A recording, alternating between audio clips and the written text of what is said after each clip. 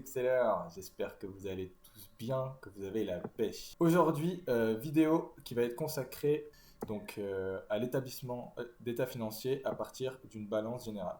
D'accord. Alors avant toute chose, si ce thème vous intéresse, n'hésitez pas justement à vous abonner à ma chaîne Aristo Excel.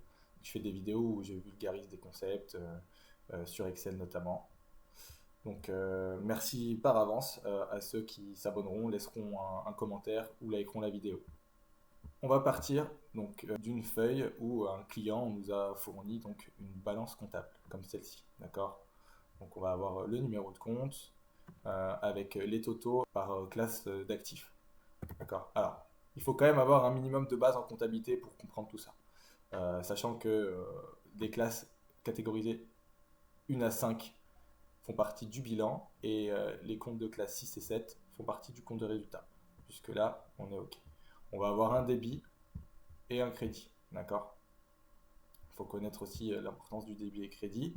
Et en fonction, justement, on va avoir un solde de débiteur ou créditeur. Donc là, par exemple, sur le capital, si j'avais eu 300 000 de débit et 200 000 de crédit, vu que mon débit est supérieur à mon crédit, on aurait eu un solde de débiteur. Là, pour le coup, on n'a que 200 000 côté crédit, rien de débit. D'où le solde de créditeur de 200 000. Voilà pour la petite explication de débit-crédit rapidement. Maintenant, ce qu'on va faire, c'est qu'on va créer une copie, parce qu'on veut quand même garder la copie initiale de notre client.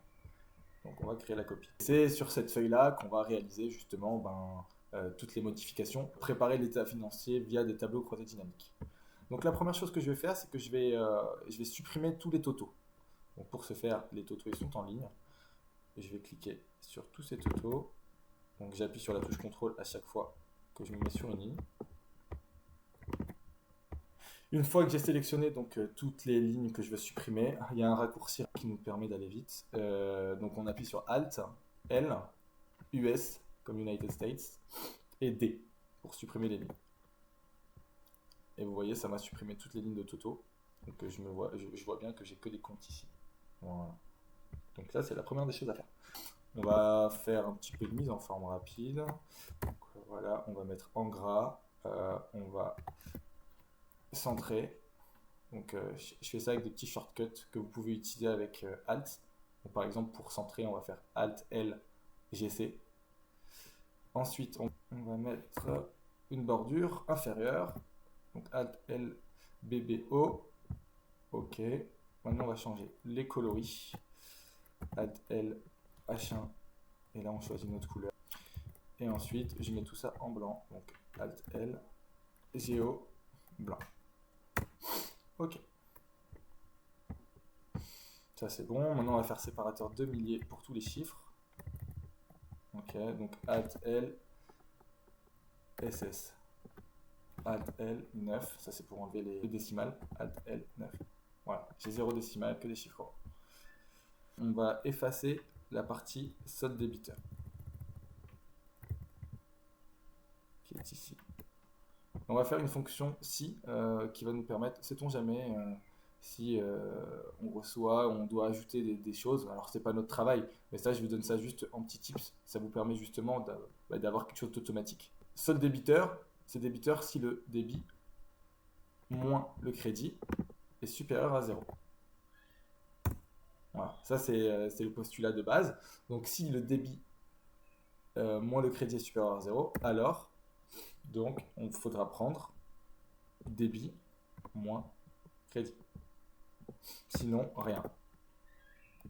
Ok, là on a fait la fonction. Maintenant, ce qu'il faut faire, c'est que vu qu'on va avoir besoin de recopier la formule vers le bas, il faudrait qu'on fige les colonnes, mais pas les lignes. Donc pour faire ça, on va appuyer sur F4, pas une fois, parce que là c'est ligne et colonne. La deuxième fois, c'est que les lignes. Et la troisième fois, c'est colonne. Donc 3 fois. Pareil ici, 3 fois. Et là, pareil, 3 fois. Ok, maintenant j'ai fait ça et je valide. Et je fais un CTRL-C, CTRL-V. Donc, vous avez vu qu'ici il y a 10 000, mais ça m'a pas mis le solde débiteur de 10 000. Pourquoi? Parce qu'il a fait justement l'addition débit moins crédit et il s'est aperçu que c'était inférieur à 0. Donc il va mettre la somme dans le solde créditeur. Maintenant on va faire la même chose avec le solde créditeur. Et on va voir qu'on aura un solde créditeur de 92 moins 10, donc à savoir 82 000. Donc on va prendre cette formule et on va juste échanger les paramètres. Donc voilà. Ok. Que si D3 moins E3 est inférieur à 0, alors c'est un solde créditeur. Sinon rien. Donc là, je fais un CTRL-C. Et là, j'ai bien 82 000 ici. D'accord. Pareil, on va voir ici. Là, il y a 10 200 débit, 22 000 au crédit. Donc le crédit est supérieur au débit. Donc c'est un solde créditeur de la différence, à savoir 11 800. On va faire, on va faire deux choses. On va ajouter une ligne ici qui va être la ligne de résultat. Alors j'ajoute cette ligne, pourquoi? Parce que lorsqu'on va devoir créer nos états financiers, donc à savoir compte de résultat et bilan, bah, le résultat de notre compte de résultat, on va devoir l'imputer à notre bilan.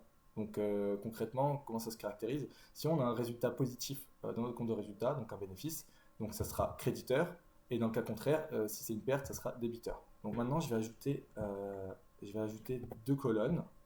Alors la colonne ici, ça va être compte 1x, donc juste avec un seul chiffre. Et là, on va l'appeler cette colonne état financier, état fi. Okay. Donc, ici, ce qu'on va faire, on veut juste le premier chiffre du compte. Donc, pour ce faire, on va utiliser la formule gauche qui nous permet d'extraire des caractères dans une cellule. Donc, le texte, c'est bien ici. Et le nombre de caractères, c'est 1. Ok. Donc là, c'est bon. Donc, c'est bien 7 ici. Ok. Dans les états financiers, je vais faire une formule ici. Donc ma formule ici, mon test logique, c'est si mon compte d'un seul chiffre est inférieur à 6, alors je considère que c'est un compte de bilan. Sinon, bah, c'est compte de résultat. Je ferme la parenthèse et je fais entrer. Ok, je prends ça, je recopie. Et là, je m'aperçois d'un truc, c'est que la formule n'a pas fonctionné parce que là, j'ai des comptes 1 qui sont censés être en bilan jusqu'à 5 et sont en compte de résultat. Alors, est-ce que vous savez pourquoi? Je vous laisse écrire en commentaire si vous avez l'idée, mais je vais donner la langue au chat, hein, bien entendu. C'est parce que les caractères sont en format texte, alors que dans la fonction si, donc c'est un format numérique. Donc en fait, le format n'est pas le même, donc du coup, Excel ne comprend pas. Pour qu'Excel puisse comprendre, il faut que les deux formats coïncident.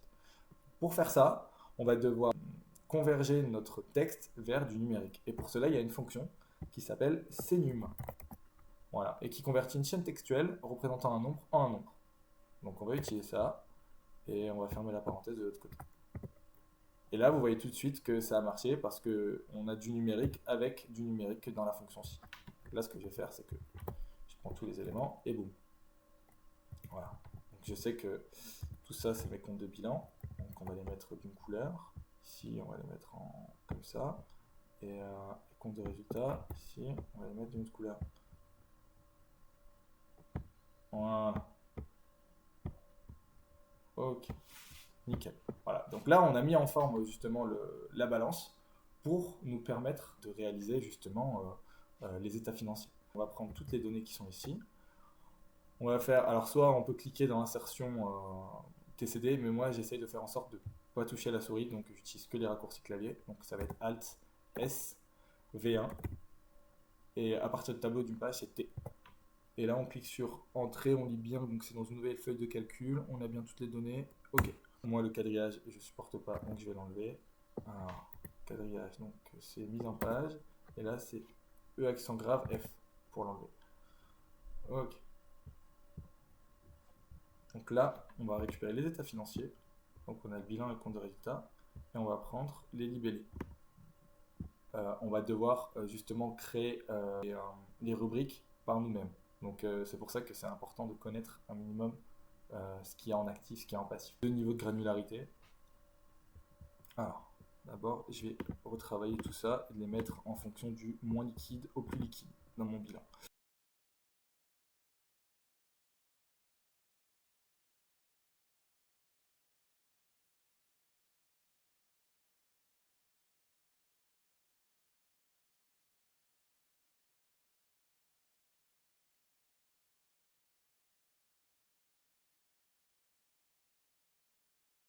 Là, je vais prendre ici. Et ça, c'est ce qu'on va appeler l'actif immobilisé. Actif immobilisé. Ok, on va faire une parenthèse. Ensuite, ici, donc, créance client stock de marchandises. On va grouper. On appelle ça actif circulant.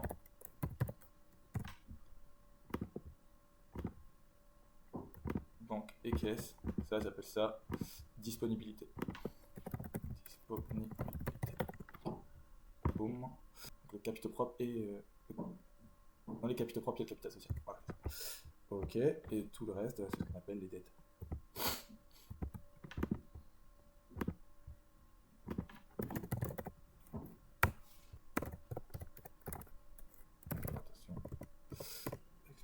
Exploitation.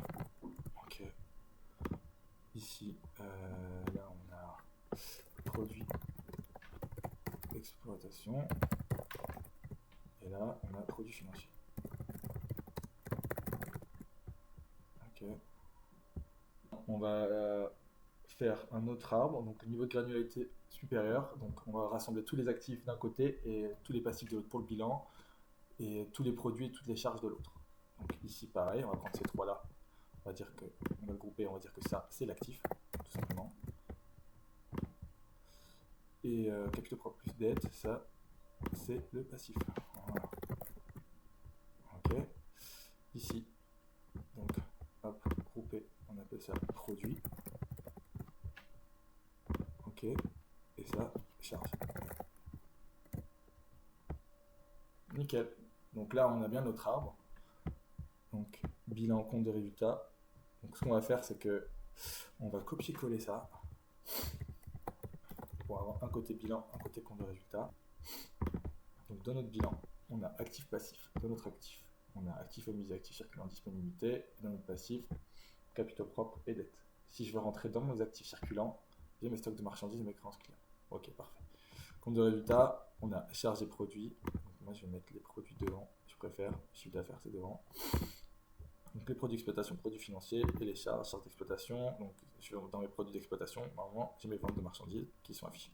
Ok, super. Donc là, on a réalisé les états financiers. Maintenant, il ne faudra plus que rapatrier les chiffres. Et pour ce faire, on va utiliser un champ calculé, que c'est notre solde de créditeur moins notre solde débiteur. On va cliquer sur OK. Nickel, donc là j'ai mon total produit qui sont caractérisés par mes ventes de marchandises. Produit financier de 1600 et j'ai moins 403 400 de charges, ce qui me fait un résultat de 30 200. On dit que c'est le solde débiteur moins le solde créditeur. Et là on fait OK. Nickel. Donc voilà, une petite mise en forme ici et ici. Donc, pour cela on fait Alt L, SS, puis Alt L9 deux fois. Alt L9. Donc là, on regarde un peu tout ça en rapide. On voit que dans notre bilan, on a un actif et un passif qui sont pas équilibrés. Alors que normalement, dans un bilan, on demande que notre actif et notre passif soient équilibrés. Et en fait, la différence, c'est notre résultat qui est là. D'accord? En compte de résultat. Donc là, je ferme tout. Je l'ai juste produit moins charge. Donc j'ai bien les 30 200 ici. Total général, je crois que je vais pas le garder. J'ai un compte de résultat où je suis à plus 30 200 et là j'ai un bilan où je suis pas équilibré de 30 200. C'est pourquoi je vous ai dit que dans la feuille balance intermédiaire, qu'on allait créer une ligne sur le résultat d'exercice où on allait mettre justement le montant qui sont en débit ou en crédit. Là pour le coup, c'est un bénéfice, donc ce sera créditeur de 30 200.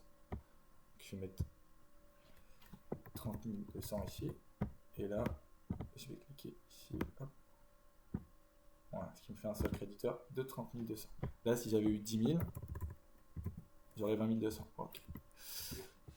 Maintenant, je mets ici, je mets TCD, état fil.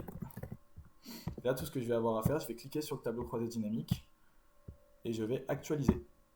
Et voilà, vous voyez bien que là, on a un passif donc de 324 000 et un bilan et un actif de 324 000, ce qui fait qu'on a un bilan qui est équilibré de par les 30 200 qu'on a ajouté dans notre balance. Donc voilà, comment passer d'une balance comptable fournie par un client à l'établissement d'état financier tel que le bilan et le compte de résultat.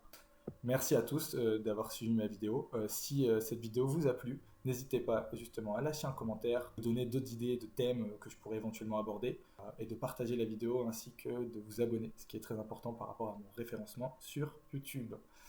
Merci encore à tous les excelleurs et je vous dis à très vite. Ciao.